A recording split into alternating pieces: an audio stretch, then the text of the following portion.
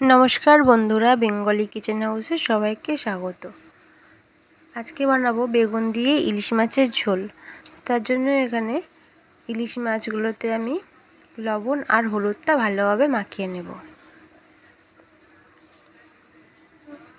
আর এরপর কড়াইতে কেটে রাখা বেগুনগুলো ভালোভাবে ভেজে নেব।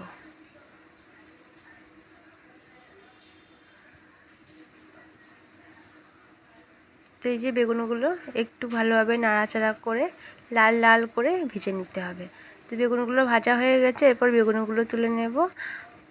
আর ওই তেলের মধ্যেই দিয়ে দিলাম কালো জিরে, আর এরপর এর মধ্যে দিয়ে দেবো কয়েকটা চেরা কাঁচা লঙ্কা। তো এরপর এর মধ্যে দিয়ে দেবো পরিমাণ মতন লবণ, হলুদ আর শুকনো লঙ্কার গুঁড়ো। তো একটুখানি নাড়াচাড়া করে এর মধ্যে জল দিয়ে দিয়েছি।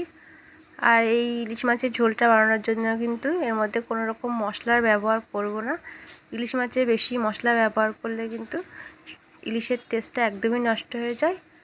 আর আমি এখানে কাঁচা মাছ ব্যবহার করেছি, চাইলে এটা একটু ভেজেও নেওয়া যাবে হালকা করে। ঝোলটা ভালোভাবে ফুটে উঠলে এর মধ্যে দিয়ে দিলাম ভেজে রাখা বেগুনটা। কয়েকটা চেরা কাঁচা লঙ্কা দিয়ে এরপর এটা আরও একটু জল দিয়ে দেবো। যেহেতু ঝোল বানাবো তাই জলের পরিমাণটা একটু বেশি দিয়েছি, একদমই পাতলা ঝোল হবে। আর এরপর এটা ঢাকা দিয়ে খুব ভালোভাবে ফুটতে দেব। ঝোলটা যত ভালোভাবে ফুটবে টেস্টটা কিন্তু ঝোলে ভালো হবে। এই যে ভালোভাবে ওঠার পরে যে মাছের ঝোলটা হয়ে গেছে, গ্যাস অফ করে দিয়েছি। এরপর প্লেটে তুলে নেব।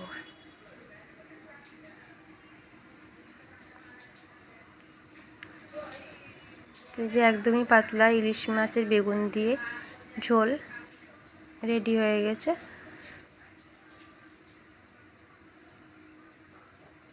দেখতে এত পাতলা হলেও ঝোলের টেস্টটা কিন্তু খুব ভালো আসে, অনেক বেশি ভালো লাগে।